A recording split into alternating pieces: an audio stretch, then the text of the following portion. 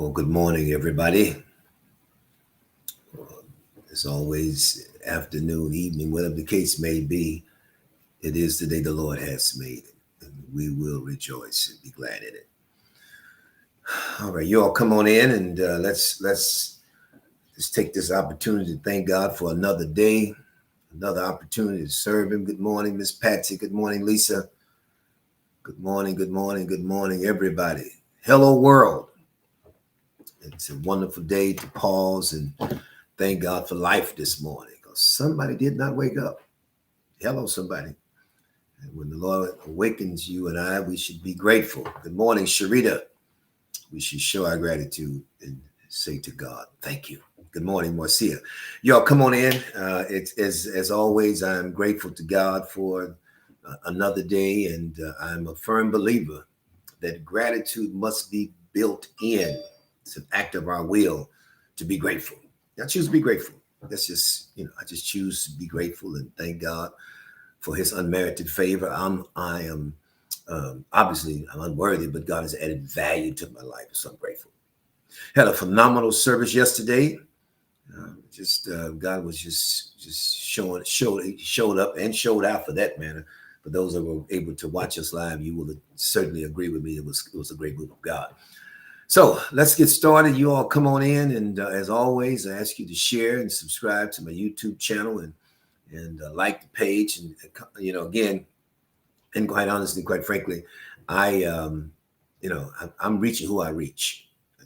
We all have a path, we all have a course, in terms of what we're doing in life, and I believe I'm on the course that God has for my life in this season, and so I'm grateful to God for whoever life I touch. To God be the glory. All right. So the subject is going to be for the next day, a week or so, or 2 weeks potentially, is how to wait on God. What's the method? What is the process of waiting on God? Well, we're in an hour we're living in now. I was talking yesterday as it relates to what's happening in Russia, not Russia, but what's happening in Europe and all that we're witnessing. Ukrainians and all that, and I watched 60 Minutes yesterday, and just it's heartbreaking to listen and to hear of the devastation. And frankly, it's global. It's not just in Ukraine. You have the Haitians, you got Africans rather, in other parts of the world. So tragedy is in the earth, and we're all waiting on God for something. All of us, particularly those who are of the faith. You're waiting on God. How do you wait on God? How do you manage your moment when life is sucking the life out of you? My God, when parenting and relationships and finances, you could be going through so much financially and struggling to pay your bills and just the bare essentials. That could pull on you and pull you down. You're waiting on God. I've been there, you all. Couldn't pay the bills, telephone disconnect. You know what we say. Electricity off, heat off, water off. Mine had all those classes. Jesus. Trying to rob Paul to pay Peter. What do you do when your relationship is on life support and you're parenting and you're on life support? Hello, somebody. Hello, you at work, and the work environment is hostile and cantankerous and aggressive. What do you do? What do you do when you've done all you know to do? What do you do when you've come to the end of yourself? How do you wait on God? How? David said in Psalm 27, he says, wait on the Lord. Verse 14, he says, be of good courage, and He shall strengthen your heart. Wait, I say, on the Lord. As I'm teaching, I'm thinking about, we got to prepare. We're preparing now for my sister's funeral. This is the third of 10 siblings. All right. What do you do while you're waiting? Someone said to me yesterday that an individual's lost, I forget which loved one they've lost. They entered into a dark depression now, trying to conceptualize, trying to deal with the loss of a loved one. So I'm going to give you just one thing to do today. Just one.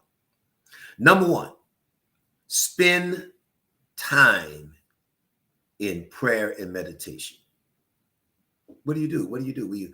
You're waiting on God to save your children, to deliver your grandchildren. Spend time in prayer and meditation.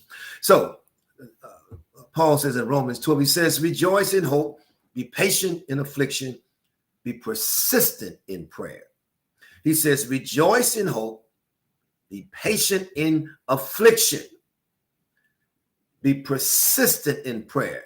So while you're praying, just some considerations, pour out your heart to God, my Lord. Don't fake it. Look, this, don't be this neo, religious person. You've been in church so long, you've forgotten how to be real with God. You know what I mean? Hey, pour out your heart to God, all right? Listen to this. Bring your fears and doubts with your desires, or your desires and dreams to him. You got desires, you got dreams, but guess what? Don't be afraid to bring your fears and your doubts with you. God knows already, all right? He knows and wants you to trust him with everything you're waiting and asking for. Then be still and listen. Now, I'm not suggesting that you're going to spend hours and hours in your prayer closet, or I'm not dealing with time right now. I'm dealing with the posture of prayer, because the church will elevate, pray for an hour, pray for 2 hours. And I've been in church a long time, and people tend to highlight that. Wow, you pray for 2 hours? No, we're talking about a posture now. We're not talking about a place in terms of a location. I'm talking about the posture of prayer, where you're praying throughout your day, in your car. You're praying when you go to the doctor. We're talking about the posture now, right? So then be still when you pray and listen. Sometimes we get so eager to make something happen that we forget to listen to God for direction. God can speak to you through the Holy Spirit, through your conscience. He speaks to you through your spirit, in your soulish realm. But you got to slow down sometimes. You're in a hurry for God to do and say something. Spend time with him in prayer, listening for his instruction and seeking his counsel. Hear this, and seeking his counsel in every situation. Every situation. Let's keep it real, Bishop. One of my little grandchildren got out of line and what have you, and I had to go over there and talk to him, what have you. But on my way over there, I was praying. I was asking God, how do I bring correction? How do I give me the wisdom to deal with him? So I was praying. My point is, seek his counsel in every situation. Don't make the mistake of not including God in your situation. Boy, I feel something this morning. In every situation, seek his counsel. Seek him, because God, I want to hear from you. And listen to me. There'll be people God will give you, or will send your way, that will give you godly counsel. Not this counsel that you get from your friends that massage and that endorse your behavior, or endorse this thinking perhaps that is not of God. We all have had moments like that. You got to have the right people to give you right counsel. All right. So this is we're talking about prayer now. This is the power of prayer. Prayer is earthly license for heavenly interference. Let me say it again.